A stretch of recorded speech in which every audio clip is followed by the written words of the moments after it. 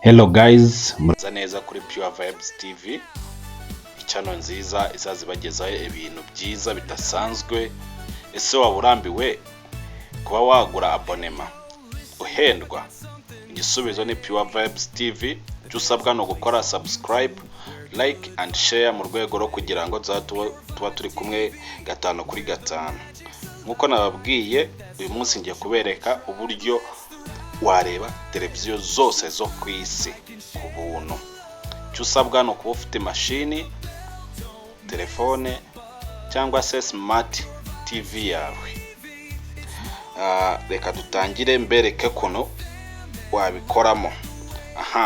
Cyambere uri buze hano kuri search engine yawe, hano kuri Chrome. Ku bantu bakoresha iPhone ushobora kuyidownloadinga cyangwa ugakoresha za Safari ukashakingamo Google, aho wasoza ukahita uyikirikaho ukahita bakwereka tableau imeze gutya. Icyo uri bukore, uraza hano kuri search wandikemo gutya Garden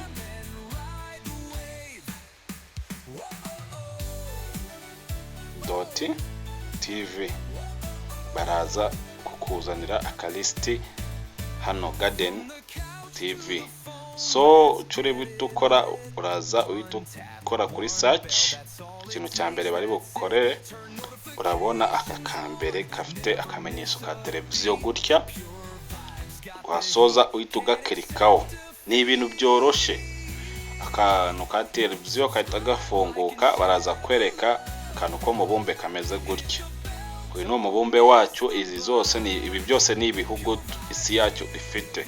So kugira ngo ube wareba televiziyo, uraza urugero dutangirire hehera, reka dutangire mu Rwanda, mu gihugu cyacu. Urahakirika gutya, barakwereka listi y'amateleviziyo dufitemo. Aya ngaya niyo y'ingenzi ba broadcasting nyine azwi cyane. Icyo bukore, uraza wenda reka nkirike kuri iyi Mwara TV, ndazanye kirikaho gusa gutya, bahita banyereka ibintu biriho. Ikintu usabwa ni internet. Urabona ko ari HD, ni nziza pe. Uyirebera ubuntu, mega zawe ntabwo ziba ziri gushira cyane. Waba ufite wireless birakunda, aho ukoresha data zisanzwe cyangwa VPN birakunda.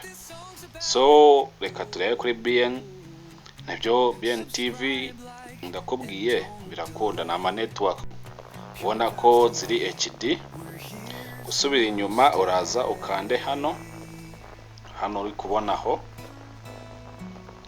Usubira inyuma, wenda reka tujye nko muri Uganda, naho turebe za televiziyo zose mwizo bafite.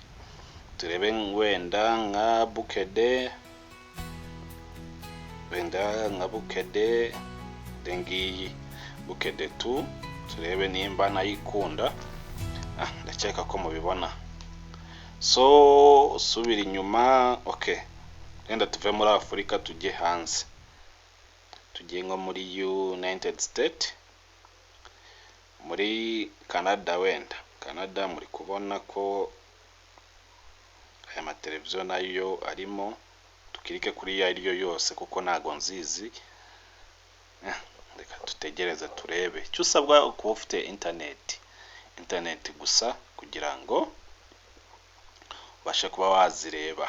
Ku bantu basha, mucyo musabwa no gukora subscribe, like and share, comment kugira ngo cyacyo cyose ushaka ko tuzakwereka cyakunaniye cyangwa ugize ikibazo, ubyandike muri comment kugira ngo tubashe kuba twagufasha. Ingiyi ni Pure Vibes TV, ibasha kuba yabereka utuntu. Ese ubu wakongera kugura abonema ufite izi chaîne z'ubuntu? Reka turebe no mu Bushinwa. Ibintu mvuga biba biri seriye. Nta kindi nakoresheje, uri kubona mu Bushinwa, zo mu Bushinwa dengizi. So ni ibintu bisanzwe. Icyo usabwa no gukora subscribe, like and share. Zaza mbagezaho utuntu twinshi cyane. Murakoze cyane.